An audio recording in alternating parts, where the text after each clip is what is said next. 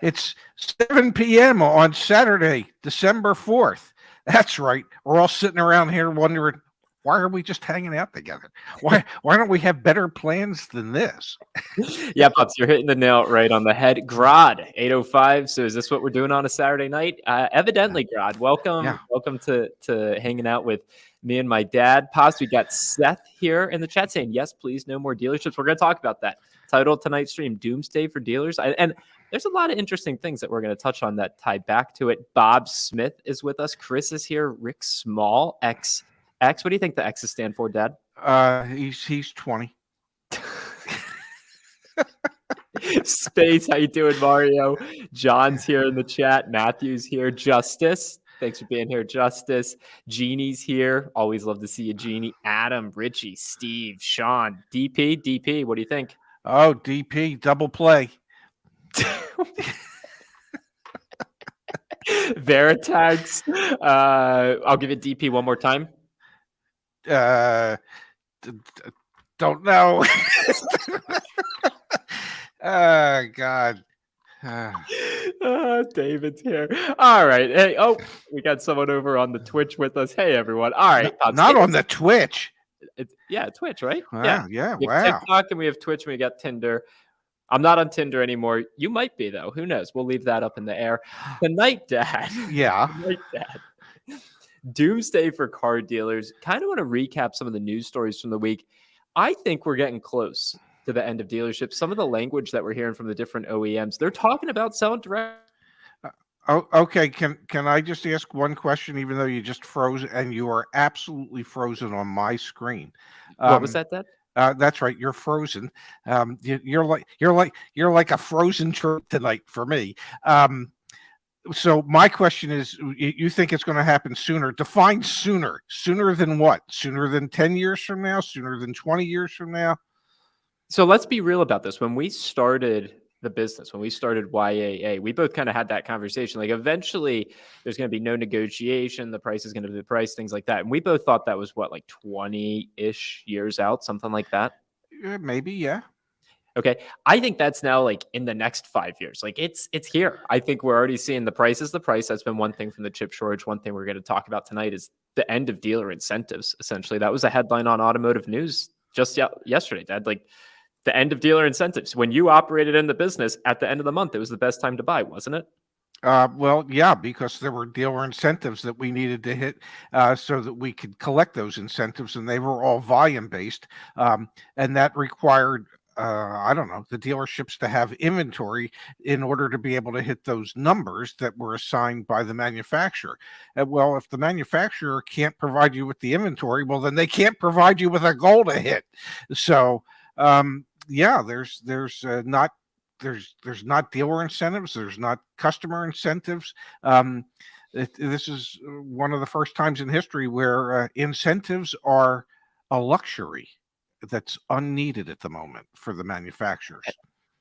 And Pops, honestly, a lot of what's driving tonight's conversation, I'm going to pull it up on the screen here. We had this article from Automotive News, and let me come up to the top. I'll zoom in for everyone at home. This was just from last week, and it was this survey, which I know you're about to knock the hell out of this survey. More power to you. But executives optimistic on long-term profits as short-term challenges mount, survey finds. This was a survey. Yeah, this is the survey that I say lacks context. And so without context, it was just let me pitch it.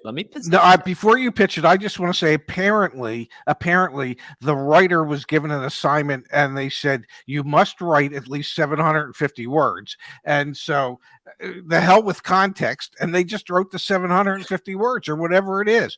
There's the lack of context is overwhelming. I'll be good now.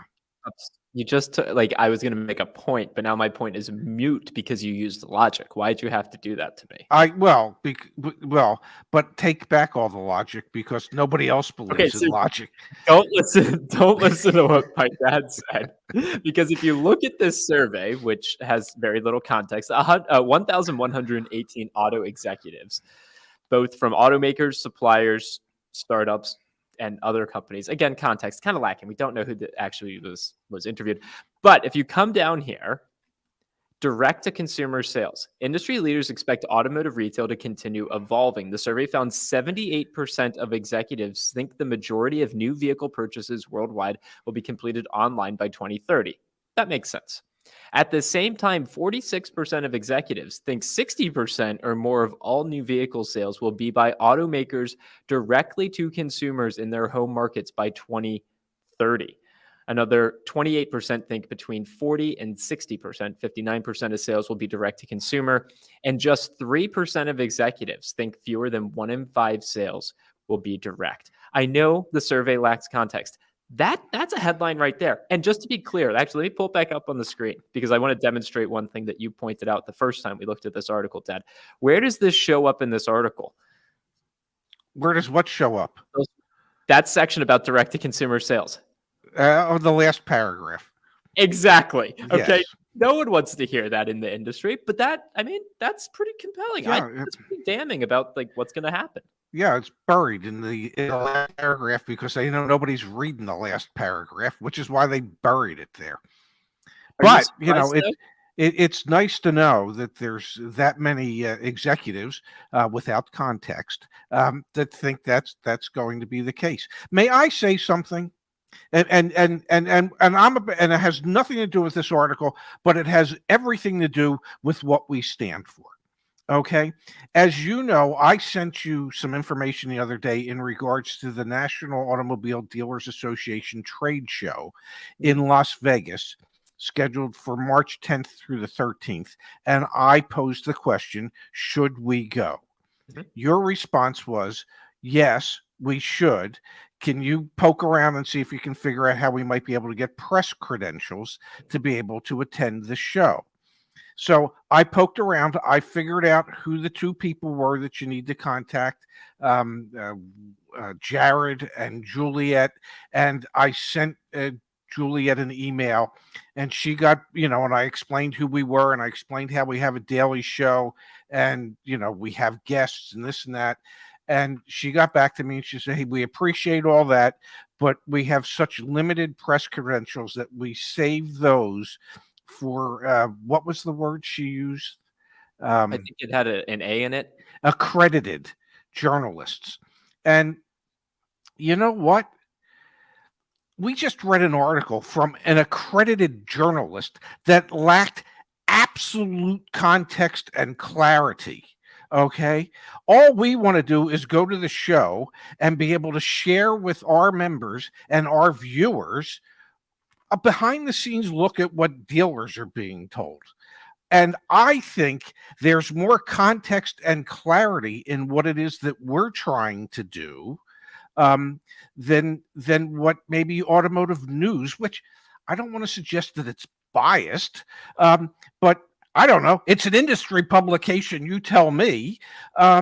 So, for all of you watching tonight and for all the thousands of others that might see this in the coming days, Jared, I forget his last name, Juliet, I forget her, poke around on the NADA site for press credentials or things like that, and they have emails. And I suggest, if you could, let's mount a campaign where we say we want the YAA team, the YAA team, to be at the NADA convention, and have press credentials so that they can share insights and other industry information with us.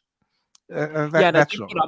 What I'm gonna do really quick, Pops, and that was really, really well said. I'm gonna see if I can find. I've got their Juliet's email right here. I'm a little nervous to toss that in the chat. No, don't toss it in the chat. People have to find it all on their own. but just give them like a website to go to where they might be able to find it. I don't want them being so mad at us because we published their email addresses. That's true. Let me see if I can find one second. And I did get an automated response that she was out ill and she hoped to be back soon. I don't want to make her sicker by publishing her. I just tossed her Twitter in the chat. So if you want, tweet at her and say, hey, can you let @join YAA cover NADA? Because honestly, all we ever do is just share the consumer perspective of what's going on in the dealership world. And I know we did the title for tonight, Doomsday for Car Dealers. I think it's within the next 5 to 10 years. And honestly, some of those executives that were surveyed, they think within the next 10 years, we're going to see a substantial direct-to-consumer movement. But dealers are still going to be around, and they're still going to figure out ways to, operate really profitable businesses. So if we can shed some insight into what's going on in the industry nowadays, we'd love to. And I think going to NADA would be really influential. Yes. And I don't think that the industry should be. Thank you, Nima. I don't think that the industry should be so fearful that consumers have a better understanding as to how they operate. I think it would be in the dealership's best interest, along with the consumer's best interest, if they both had a better understanding of each party's part in the sale process. That's all. And that's all we're trying to do. And I can, I jokingly said, oh, the nerve of them, to suggest that we're not accredited. We're not.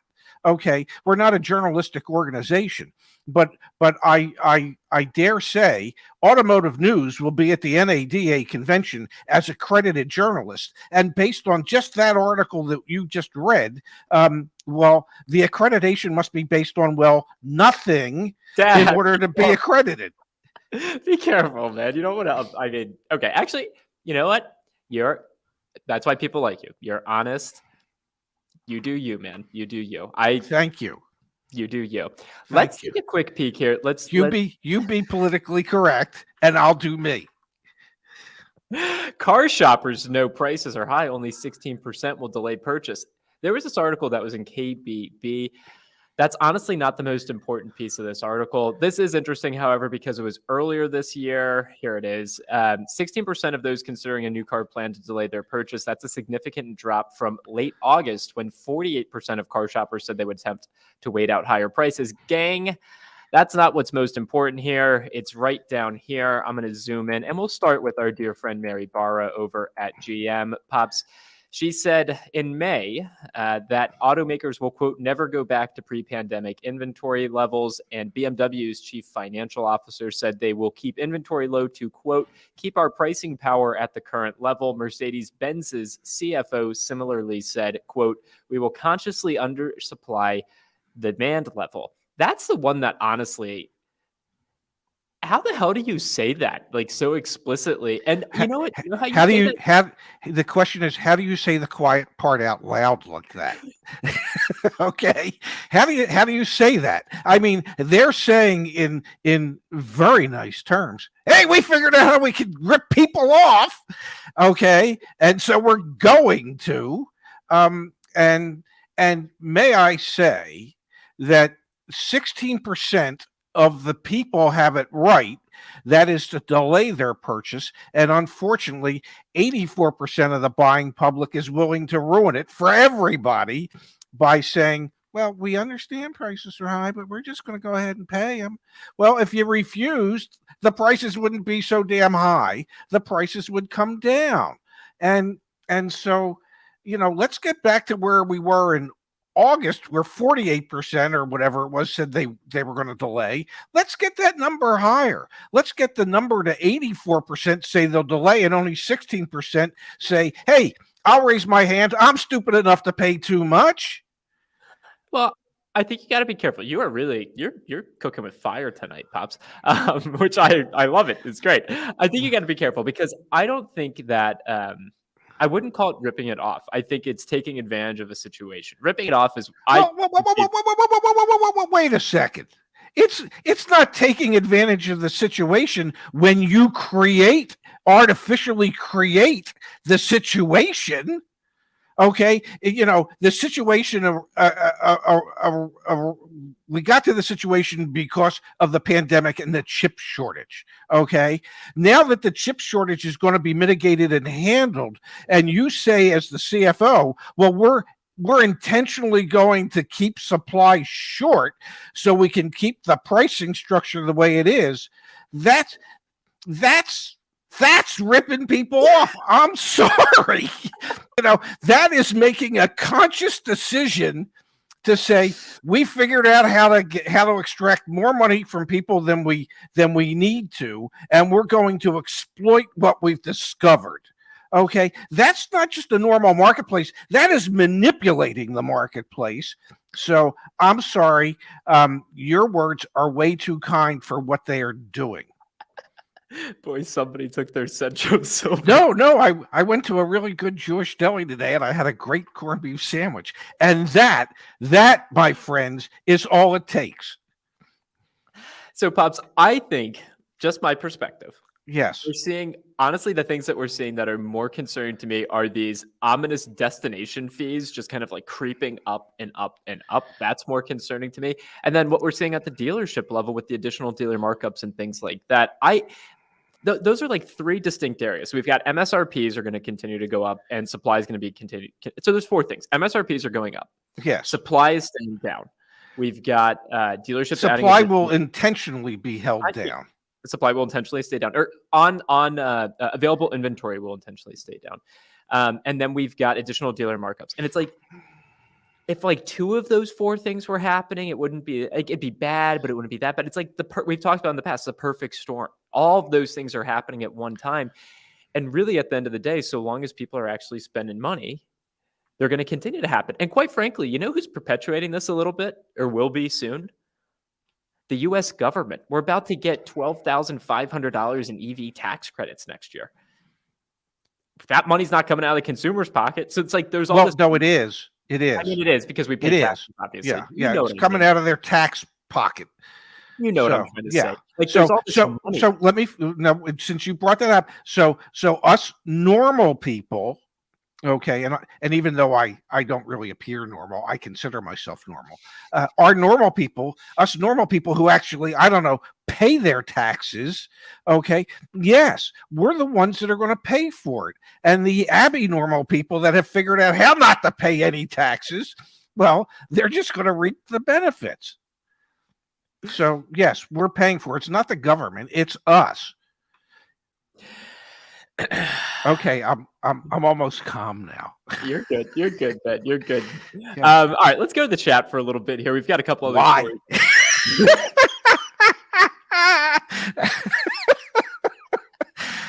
You're getting me riled up, buddy.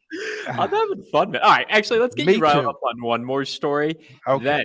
Then we'll go to the chat. How's that sound? Whatever you say. Okay, I've got the wrong Twitter up. Let me get the right Twitter up. Okay, give me 1 second. While you're doing that, I'm going to lean over and turn off my heater so that maybe I can cool down a little bit. Okay, Pops, that's okay. He's leaning, folks. Heater's off. Okay, ready? Boy, am I ever. There is a Twitter thread from a woman named Kate Klonick. Yes. Kate, over Thanksgiving, wanted to rent a car from Hertz. So she ordered and rented a car from Hertz. Well, she reserved a car. She created a reservation. She created a reservation. Yeah, which in essence is sort of like kind of a contract between her and Hertz. And if you see over here, it says Kate is an assistant professor at St. John's Law. She's a PhD and a JD from Yale. She's a lawyer, okay? And Kate is also really certified BA. I don't know if we can say that word on here. She's cool. She's really cool. Essentially what happened is, and she wrote this letter to make people aware of this. Essentially what happened is Kate showed up on time to rent her car. Well, Hertz is struggling to keep cars in inventory. They don't have enough cars to actually give to people. And that's exactly what happened to her when she showed up at the Hertz Williamsburg in Brooklyn, New York. So then the rep there... That wasn't the original location. That wasn't the original location. That was the one second location. Yeah, that was the one at Barclays Center. Then they sent her off. So she showed up to Barclays Center. The rep was way overworked. She actually ended her shift, or her shift was over, even though there were customers still waiting to get cars, even though they showed up on time. Turns out they didn't actually even have the car that Kate had reserved. Then they tried to put her into another car that was, where is it here? It was $1,800 instead of the original $400, $500 that she had. Long story short here, Dad, Kate put this letter online, essentially documenting the 14 phone calls she had, breaking down and finally taking a car, but paying $900 more, and all the trials and tribulations that she went through. She posted this letter online and it got a lot of traction. So much traction. I'm actually going to scroll down here. where was it? She even went on to post the actual poster. I don't know if you've ever seen this, Dad, but this is the poster from the Williamsburg Hertz office. It says, Wow. if you have made a reservation for a car, that reservation must be honored at the price originally promised within 1/2 hour of the time originally promised, unless you are told when you make the reservation that it is not guaranteed to report complaints, yada, yada, yada. Like, she's digging up, and then she pulls up pieces of her contract. Like this could be the one out they have: arrival at or near locations, opening or closing hours, but she showed up on time. Long story short, Kate got the VP of marketing to eventually respond. I think it was somewhere up here. Yep, here you go. Received an email from the VP of marketing and customer care at Hertz. She apologized for the mistake. She said they would refund the amount I asked for, plus $400 compensation for my expenses, plus points for a 1-week rental with Hertz. Ooh, that they won't honor. Yeah, that they won't honor. Kate's actually looking at the opportunity of setting up a class action suit against Hertz because so many people have experienced this. I posted that story on TikTok, Dad. It's got 2 million views. The comments are insane. Everyone has an experience similar to Kate. She was ballsy enough, confident enough, capable enough, and committed enough to post that story, get a lot of traction behind it, and really stick it to them. Like, stick it to the corporation that, typically would just kind of, she was sticking it. She was sticking it to the man. Okay. And bless her heart. But what you have to realize is that Hertz is no different than, say, an airline, which is they all overbook because they know from experience that a certain percentage of the people that book don't show up, don't actually keep their reservation, or don't actually buy their ticket. So I mean, the way Hertz handled it was the classic example of how not to take care of a customer, unless, of course, you didn't care about the customer from Jump Street. And pretty much what Hertz was saying through all the nonsense that she had to go through is like, you're just a number. We don't care about you. There's thousands of others behind you that will rent the car, or will move to the more expensive car, or will do what we need. She at least stuck to her guns, and God bless her for that. Hertz, I mean, this is a company that was just, last year in bankruptcy. This year comes out of bankruptcy, signs Tom Brady to an endorsement deal for God knows how much money, because, he ain't doing it for free, because they're saying to him, well, we'll give you a Tesla anytime you need a car. Commits to probably a gold member. Yeah, commits to buying 100,000 Teslas for their fleet, but yet can't take care of their customers at all. It's just it just shows the absolute money grab that goes on at most major corporations, and the absolute greed and disrespect that major corporations have for the customers, who are what actually make the corporations profitable. So why do you think I brought that up? We talked about doomsday for car dealers. We talked about OEMs taking advantage of a situation and you used the right word. They're manipulating the market by controlling the supply. Okay. Yes. Hertz is like, they're doing the same thing. They're selling cars, rental space for cars they don't even actually have. And this is the proof of the power that as individuals, we can stand up and we can advocate for ourselves. And hopefully this channel can play a part in that. Again, NADA, let us show up at your damn show and just walk around with a mic and just talk to people. Share with the internet and the world what's actually going on behind the scenes. Why not? Yes. Remember, it's Jared and Juliet. Jared's the vice president, I believe, of marketing or corporate relations, or whatever the hell it is, press relation. I don't know. And Juliet's like his underling. But, they're reserving their credentials for accredited journalists. It's going to upset the industry, Pops. Us? Yes, honestly, yes. Which they shouldn't be, because we're just helping make it more efficient. One of the things that we just launched the other day, and you saw this, Dad, we're actually collecting feedback right now. It's not 100% live, but you can get in if you use the password Vehicle Listings 2021. You can now search for cars. I mean, it's still in you see it's password protected right here, so let me copy that really quick.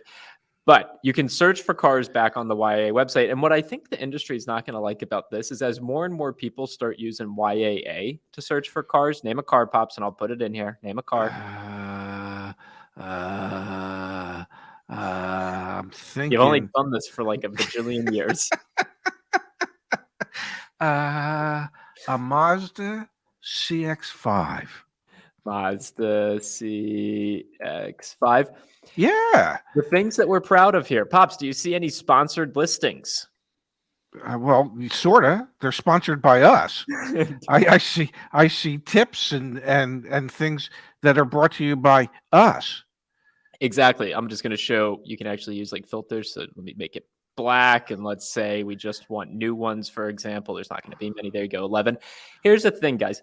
No ads, no sponsored listings, no lead gen forms. The call to action is the buying guide. Okay. So if you are like part of YAA, then you can actually see the buying guide, the research and conditions, negotiate with dealers. You'll have access to the email templates, all of this for free. I think the industry is not going to really love this. Also because we show you what the actual price is going to be. We break out what your taxes are going to be, what the doc fee is going to be. Here's what you should negotiate on when you show up. When they try and sell you that extended warranty for $3,000, you can say, no, I've got another one. Or just say no. Maybe you don't want to buy an extended warranty. Just say no.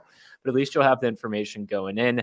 And down below, you'll also have all the vehicle supply information for that particular vehicle. None of this stuff hidden, none of the BS. Like, these are the types of things that on our end, we need to be building more of because they push the industry forward. Why do we hide this information from people? Why shouldn't someone know what they should negotiate on? We just talked this week, Dad, about a car dealer in Oklahoma going to jail, 3 people at the dealership because they were doing all sorts of shady things with customers. And they haven't gone to jail yet. They haven't been sentenced yet. They've only been convicted. 2 of the 3 were convicted on 25 of the 25 counts, and the third was convicted on 19 of the 25. But they have not been, oh my God, a ladybug just landed on the light. But they have not been sentenced yet. Sentencing is about 90 days away, and one would hope that the sentencing will actually last longer than the 90 days it takes to get them sentenced. But the reason I bring that up is it's like, if we're not informed going into this process, spending for most of us, which is the second largest purchase of our life, if we're not informed, if we don't have someone to support us, then we get screwed over. And people do illegal stuff. So, like, let us come to NADA. Okay. All right. MPEG in the chat, Pops. Very thoughtful donation. Thank you guys for being you. You are entertaining and informative. So great that a father and son can work together doing what they love. Do you love doing this, Dad? I do. I love getting riled up. I love giving back. I love being able to share some of the knowledge that I have with our community out there. I do. I love it. It has given me a reason to I guess live, when you think about it, after we lost your mother, when I retired, this has given me something to spur me on, to keep my juices flowing, to go out and help people. It's given me a purpose in my life. So yes, I love it. Desmond's here in the chat. Desmond, thank you for the thoughtful donation. Pops, Thank do you want Desmond. to Desmond's story really quick? Well, Desmond is a nice young man. I'm assuming he's a nice young man. I don't know if he's a nice young man, but I don't even know if he's young. Okay. I don't know a damn thing about Desmond, but what I do know about Desmond is he lives up in Oregon and he bought a car from a dealership in San Francisco. And it happens to be a dealership that's part of a large publicly traded group. And he has a temporary registration, which is his second temporary registration, that expires December 13th. The dealership has been unable to provide him with the title that he needs so he can go and register the car in Oregon, as he has intended to do ever since he bought it. So I shared some information with Desmond the other day as to who he should contact, and perhaps if the GSM or the general manager couldn't help him, that there would be an area vice president for this rather large dealer group headquartered in Medford, Oregon. That they wouldn't want it to go up the corporate chain. They would just want it to get handled. So hopefully they're going to get this straightened out for him. because he was dealing with the wrong person, which was the F&I person. And the F&I person, once you've signed the contract and he's gotten paid, he doesn't care. Okay, he or she does not care. He or she got their money. You got an issue with the title? That's not my department. Okay, so he doesn't care. He's just going to give you stories, or he's going to make one cursory attempt with the title department to find out what the heck's going on, and then he just wants to be done with you. So the general sales manager will take, I think, a lot more interest in getting this cleared up, especially if you were to mention that, well, if you can't help me, maybe the area vice president can. Pops, we got a comment here from Catboy721. Love the avatar. Guys, cars are no different from any other product, right? You never know what the real cost is to either manufacturer or retailer. And Catboy, you're spot on. And actually, I don't think you'll get too much pushback from either of us about the idea of cars being sold at a price. Like, actually, we both fundamentally think the price of a car should be just like the bed sheets when you go to Bed Bath and Beyond. That store gives me a little. Anyway, it's just that price is the price. Where we have issue, F&I piece. Oh man, like the financing component, the insurance component. When someone doesn't even realize, heck, you've heard stories, Dad, of your customers or customers in the past. They didn't realize they signed a lease, and they thought they were financing a car. Like, they were told they were financing a car, and then they found out that what they had signed up for was a 60-month lease. Oh, exactly. That's a big difference. And so it's the stuff like that that really pisses us off, honestly. That's unfair, that's unequitable. And the other piece to this is, and if you haven't read the manifestos, this thing I wrote like a year ago now, it's so inefficient. I never hung out with my dad growing up. Like, when did we ever hang out? Name a Wednesday night we saw each other. Why I was working? Never. Yeah, well, yeah. because your comp was tied to how much gross profit could you hold on a deal. And then you'd have customers wanting to fight with you over it. And you'd have to fight with them. It's the most inefficient, stupid process ever. And it wastes so much time. Like, everyone should be able to make a little bit of money, be happy, and like walk away feeling good. And that never happens when you're buying a car, Catboy721. So like, it's not about knowing what the cost of something is. It's about having it be fair.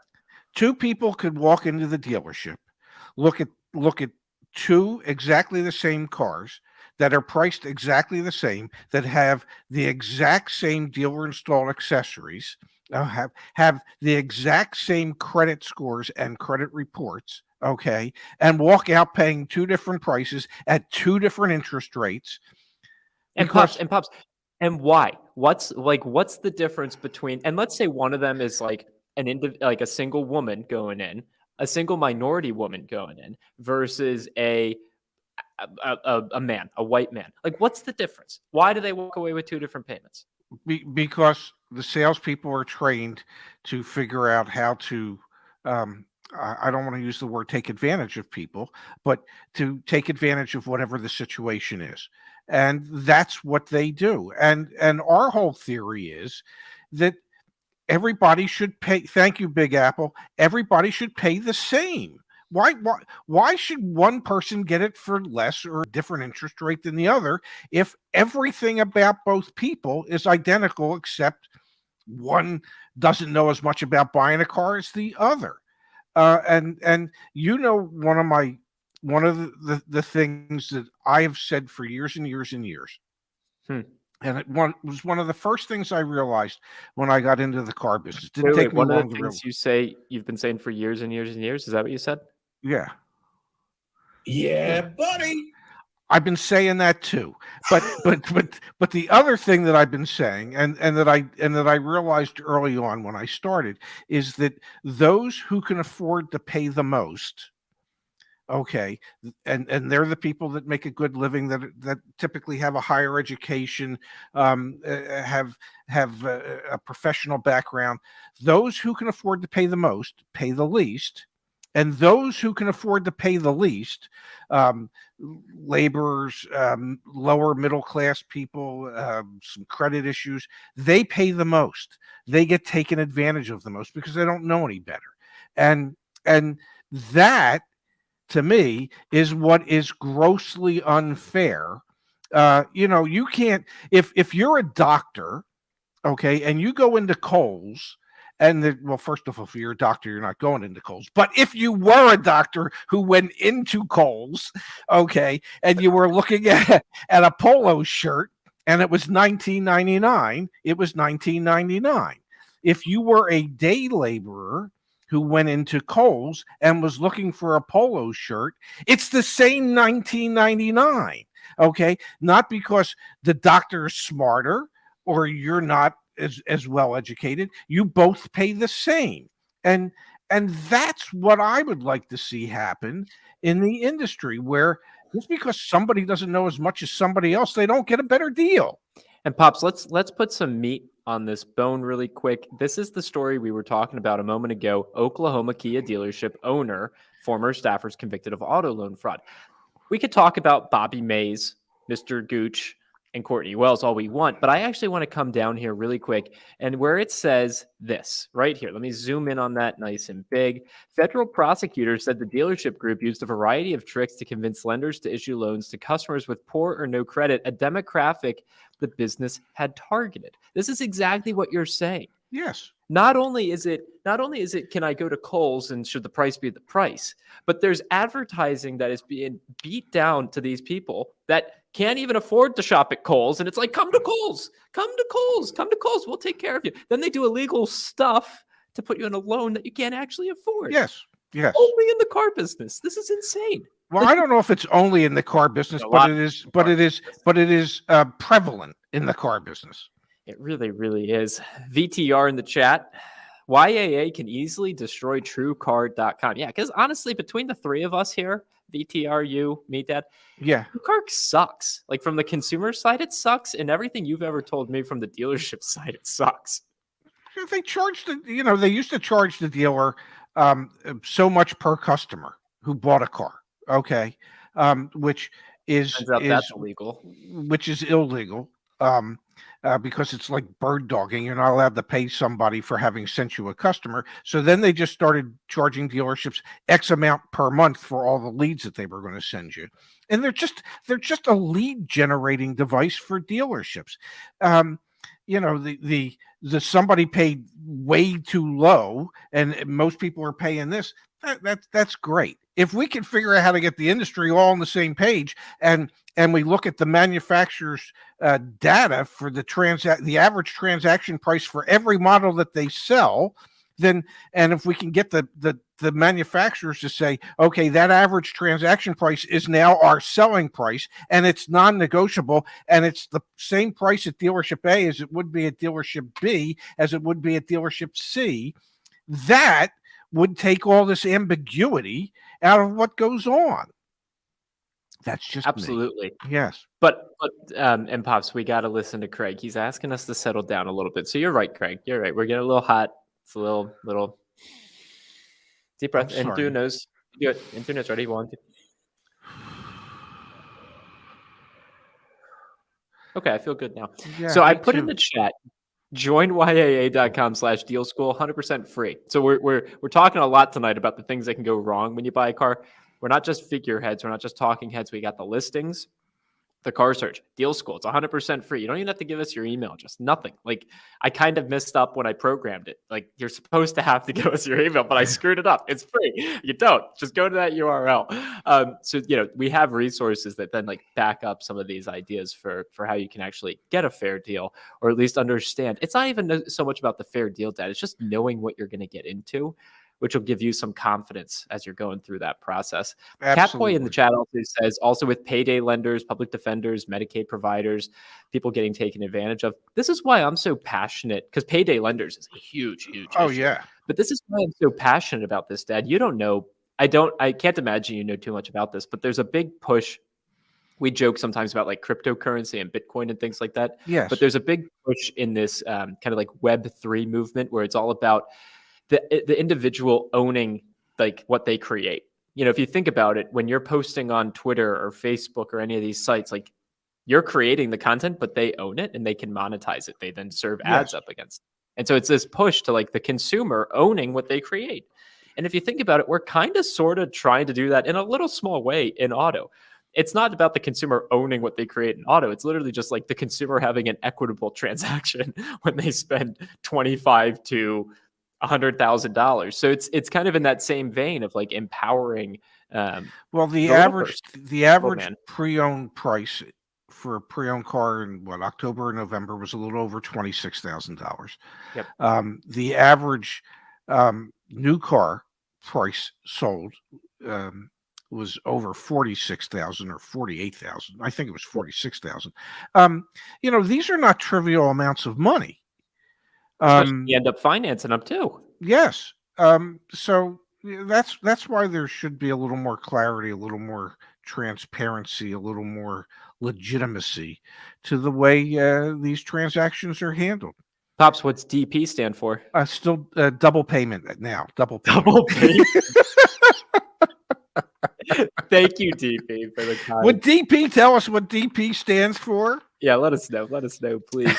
Kojak, don't settle down. You're non-PC. Tell it like it is. Approach as a breath of fresh air. It's mainly why I watch you guys and Scotty. You'll be at 1 million subs in no time. Hopefully, Kojak, we appreciate that. Pops, the video with AM. May I say something? Yeah, go ahead. I believe in my lifetime, having lived in and around the Philadelphia area, that I am rapidly approaching having eaten 1 million subs. Pops, let's oh wow, and it has the first time ever. Thank you for this, Aaron Bell. Let's see if it goes to his head, but we'll see. It will not. I don't want to be part of that group at all. At all. Fair enough. We've got where is it? Andre says internet hug of death on the YAA sign up page. I don't think so, Andre. I think everything's up. So go join YAA.com. You can find everything from there. We've got deep pockets is what that could stand for. I like that. That could be good. So I was going to comment really quick, Dad. The video we did with the car care nut AMD. Yes. Awesome. That was just so awesome. I don't know if you've read the comments. But I have. It's just so awesome. He is so well respected in the community and with good reason. So it's really, really great to see. The fact that we were able to collaborate with him was really an awesome opportunity. Yes, I couldn't agree more. He's doing really, really great work. Is Ray going to run a half marathon with you? Here, let me answer that quickly. No. Pops, I want to put something up on the screen really quick here, and we can chit chat about it for just a second. I don't think in all the times I've run in my life, I've even approached a mile yet. Really? You've never run a mile? What for? What's the point? It's a good, yeah. Yeah. Andre, even if you just go to joinya.com/guides, me and my dad, and now Justin, he's heading up our EV content. Did you see what Justin wrote? He wrote this article about all the different automakers and what their roadmaps are for EVs. Look how long this thing is. Wow. I mean, this should almost be like considered accredited journalism, almost. No, he did like an incredibly good job. Like all of the different amounts. If you add it up, there's hundreds of billions of dollars that are being poured in. So anyway, Justin did a great job on this particular article. But I'll go back to say the different updates on destination charges, the features you're not going to be able to get, car buying guides. So buying a vehicle in another state, we have a complete breakdown and guide. And again, this is all just right here. How do people on the stream tonight feel about us being able to cover the NADA trade show? Have we gotten any comments from our viewership as to whether or not they actually want us there and to be able to cover what goes on at these trade shows? Yeah, let's see. Craig said, just settle down. Yeah, already trademarked it. No trademark jokes. I've been through a lot of crap with that. All right. Chris Whitener says, let us know about NADA. He says, and thank you for the donation. If you all do decide to buy a YAA company car, you should consider a Subaru. Based on what I've seen, minimal markups and being sold at MSRP, good OEM. Pops, I've got two thoughts or two comments on this, and I'd love to hear from you. One is Alex Prestigiacono. He's got a YouTube channel. He's a Subaru salesman at Bachman Subaru. If we do buy a Subaru, we'll probably go down and buy it from Alex so that we can, buy a car from him. Or Chevy Dude. I had a nice call with Mike actually just the other day, yesterday actually. He just opened up his own used car lot, so we might go buy a car from Mike the Chevy Dude. Those are the two. If we're buying a car next year, I want to buy it from someone that has a YouTube channel so that they can make some content out of it, and so can we. I think it'd be really fun to do. Car Mom could be another one. Oh yeah, the car mom, because her family owns dealerships. Yeah, that's Yeah, not a bad idea. yeah. Just thinking. Bree Believe says Zach and Ray go to Vegas. We've got 3 upcoming trips planned. So yes.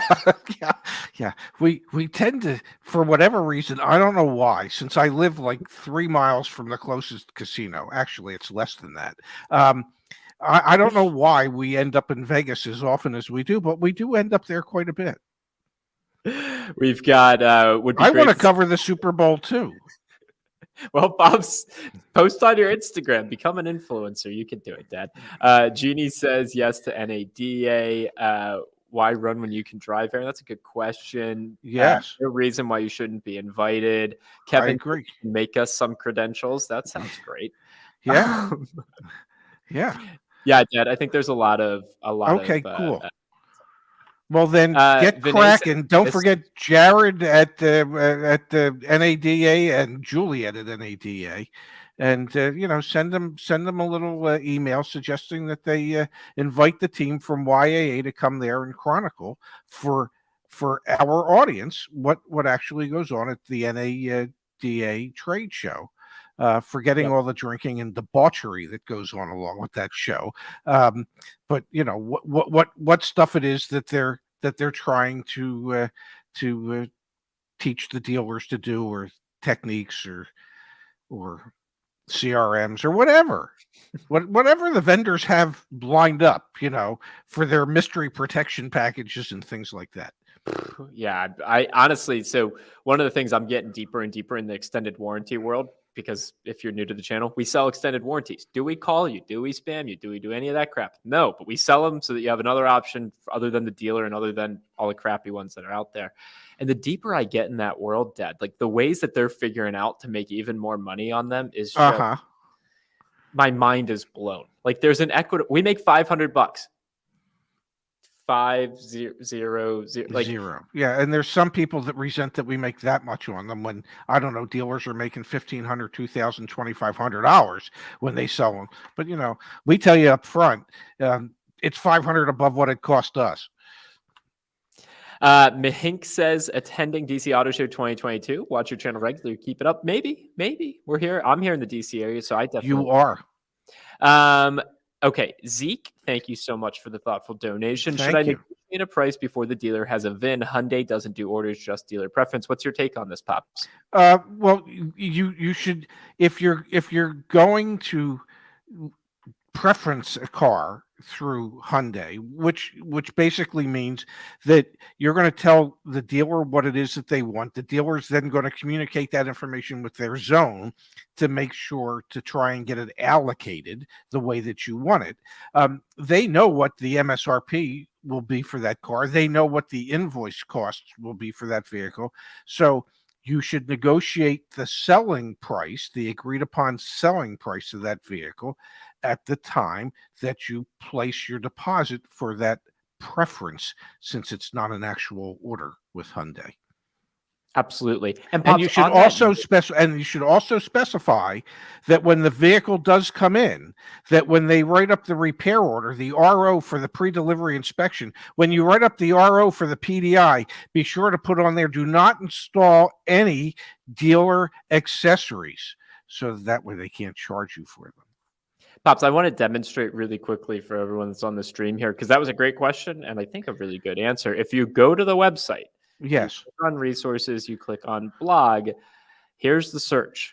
So I know that wasn't a factory order, but I just want to show really quick. If you wanted to find info on how to factory order, just search factory order. How to factory order a car for 2021. Here's the most important video. Here's literally everything broken down. When do I negotiate a factory order? Wow. Did we do this? Right here. And I know we need to do a better job of organizing all of the content that we produce. Trust me, it's something that I'm really thinking about for next year, is how do we make it more accessible, easier to organize. Mm-hmm. But again, it's like right here, and it is there for you. So please, if you can, like, do the quick search. Pops, we've got here, what about Carvana or Vroom? That would be great content. I agree. Honestly, I hope we can buy a couple cars next year, Dad, because I think it would be a great opportunity to buy, sell, and honestly, I want to donate one to a community member too. Like, yeah, and the great part about say, buying a car from Carvana or Vroom is we may never get the title for it. That could become like a drinking game. It could. Yeah. Title or no title. Yeah. Frost says, is the monthly over the Terms Act? Yes, it was like 3 weeks ago. We're now able to offer monthly terms on the extended warranties. So it's interest-free. Interest-free, pay monthly. Finally figured that out, which is great. Acceleration rule says never buy a warranty. To each their own. If someone wants, more power to them. If they don't, they don't. Okay, let's keep going here, Pops. What's the cheapest new car? A Mitsubishi Mirage. Timothy Western says, how do you recommend handling a deal on a used car? If you want a pre-purchase inspection, but because of pandemic backups, most local non-dealer mechanics are booked out several weeks. Lemon Squad comes to mind for me. We have a 10% discount with them. Yes, Lemon Squad. Or if it's, I would take it to a dealership. For instance, let's say you want to buy a used Ford at the Mazda dealership. Well, make arrangements to take it to the local Ford dealership and have them do the pre-purchase inspection. Here we go. Resells cars, Volkswagen Guru. Our dealership does not mark up or add addendum to any cars. Buy from us. I have my own YouTube channel as well. Cool, Reese. Don't know if that's true. We haven't verified that, but that's awesome that you're here and watching us. And I hope I'm assuming Reese is somewhere in the St. Louis area. I'm hopeful. Yes. And to that end, Pops, another resource that we have, I'm going to pull it up on the screen here. If you go, we'll start back on. So we were just on the factory order, right? Yes. God, our website is really confusing. Resources, and then go to community. And that opens in a new tab. I know it's a bit of a pain in the butt. Then I'm going to go to dealership reviews. And then Justice, thank you, Justice. Really appreciate this, Justice. Justice made a sortable list of all the YAA member reviewed dealerships, and he's updating it and keeping it up to date. So you can come in here. So hopefully Reese, is honest, like no addendums, selling cars at MSRP. That's great. Let's come in here and let's say you're interested in buying a Subaru and you're in North Carolina. There's 2 here that are in North Carolina. Let's see. This one was Strider Subaru. So I'm going to come back to the community forum and I'm going to search for Strider Subaru. And now I can see the community member. There you go. We've purchased several new Subarus from this dealership and have always found them to be good people to work with. Brandon Williams has been helpful, but never made us feel pressured. They don't use extra window stickers or phony dealer add-ons. Like, this is another resource at your disposal, I guess is the point I'm trying to make. And is that, to continue with our theme, is that free? That one actually, Pops, if you want the sortable list, you have to be a premium member. But, you did keep it up. So, yeah, well. Ray the Monster Shefska was a legend for Pitt football. Watch PBS TV's Forefathers of the Game to learn about Ray's professional playing days for the Altoona Quarrymen and I believe that should be the Allegheny Miners. Yes, no, absolutely. I was one of the shortest, slowest running backs in the history of semi-professional football. Here we go. We've got a bunch of dealers in the chat tonight. That's awesome. Thank you, guys. I know we said Doomsday for car dealers. Yeah. Again, we're not like taking shots at dealerships. We're just like the winds of change within the industry.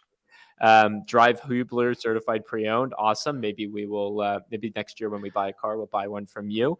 Jeannie here saying, do all CarMax dealerships now require you to sign an insurance waiver in order to take a test drive? Pops, what's your take on that? I do believe that is a new corporate policy. I'm not 100% certain, but I have heard any number of times that they do require a copy of your insurance card and you to sign some type of waiver. I don't know by doing that if that really mitigates their insurance really being involved. I mean, that's why they pay garage insurance. Yeah. Wholesalers are buying new cars at MSRP, titling them, and then selling them used for 12% over list. Seems no one is talking about that, huh? We actually had Nima. I don't know if Nima's still on the chat here with us. He called in, what was that, 3 weeks ago now? Yes.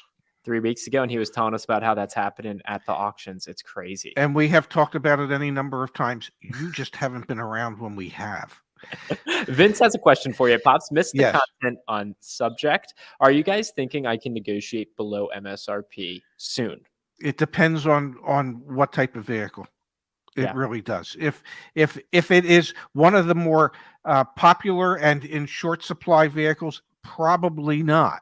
Are there deals that can be had on vehicles that are not necessarily as popular or might not have the most popular trim level? Yes, there I think you might still have some leverage. And on the lease side, there are still some lease programs out there. And here you go, Justice in the chat, GPS Toyota. No, if you guys don't know, by the way, Justice, Space, Phil, Kimberly, Candace on the team, who are sometimes in here on the chat, back on the community forum, and also if you joined YAA, we have live chat all day, every day. Justice and Mario and Phil and Kimberly, they're all just talking to community members, helping them negotiate and work through their car deals, helping them identify different fees and things that they should be having discussions about if they're getting fair values for their trade in, or talking to them about the extended warranty piece.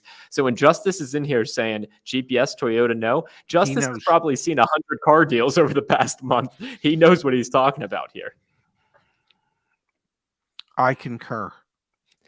Pops, we've got Sandy Freiter in the chat.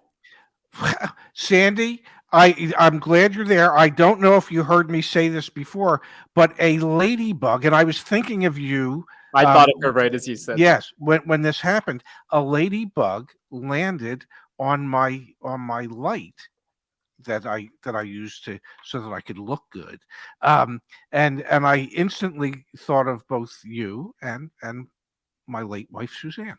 Yeah. Ladybugs have like special meanings in our life, which is really, really cool.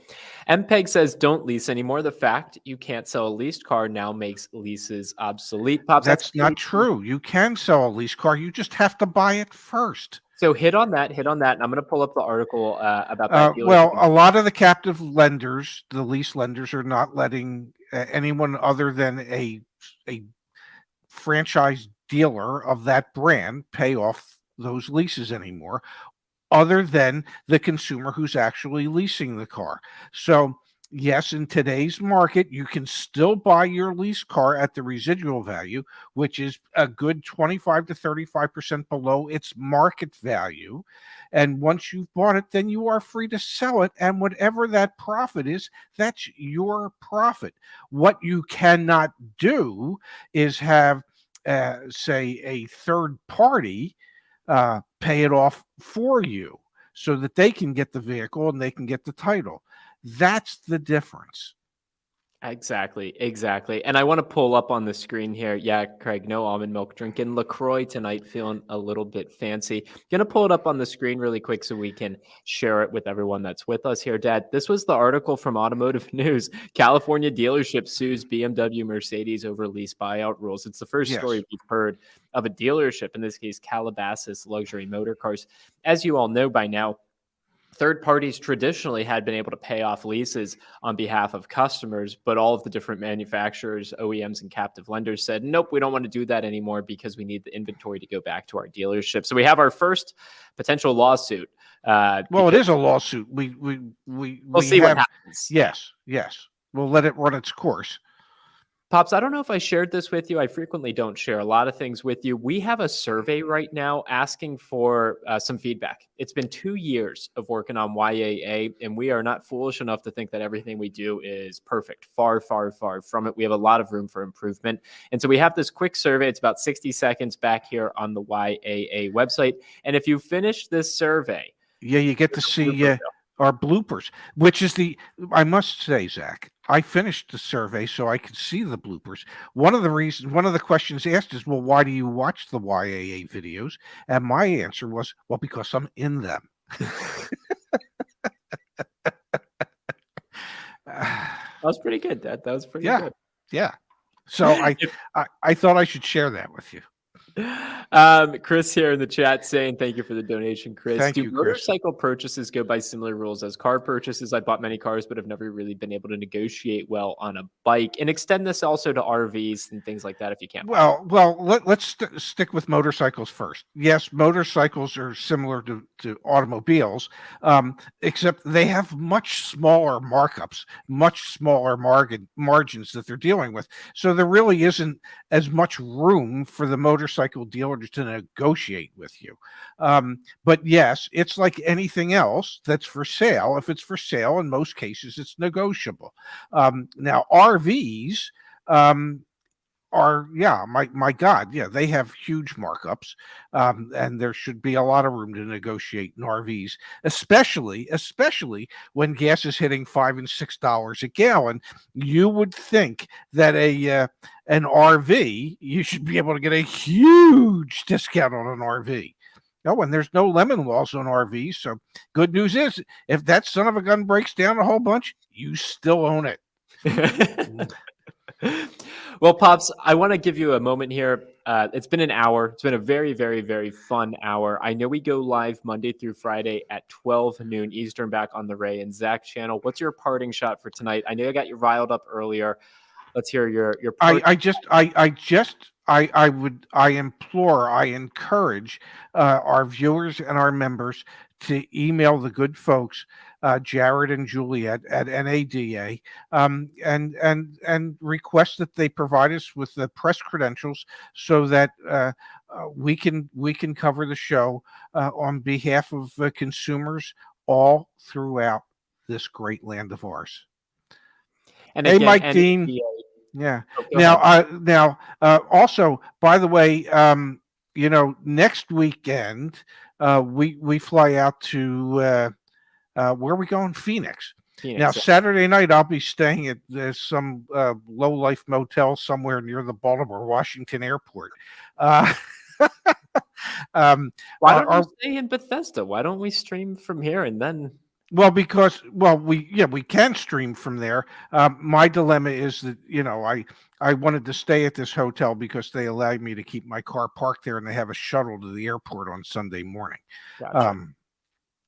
So we need to figure that. Just saying, logistically, we're going to need to figure this part out. Okay, well, we'll do a stream next Saturday night. One way or the other. We should do a stream from Vegas. Well, yeah, we schlepping all this stuff. No, but we just do it. All right, we'll figure it out. Yeah. Bree Believe, renting a Hertz, flying to Phoenix. We'll see you there. Okay. Well, I hope they actually reserve that car for you. Thank you guys for spending your Saturday night with us. This has been really, really fun, Dad. I love you. I've greatly enjoyed this. I'll see you next Saturday in person in the office. Can't wait for that. JoinYAA.com. Thank you guys for all your support. And give us the feedback. We need the feedback on this survey, please. Again, we are so far. We have very small egos. Like, just give us your feedback. We'd really, really appreciate it. Okay. Yeah. Good, bad, or indifferent. We want the feedback. All right, Pops. I love you. You have a great night. Enjoy. I love you too. Hail to Pitt. Yes. H2P. Good night, Dad. Good night.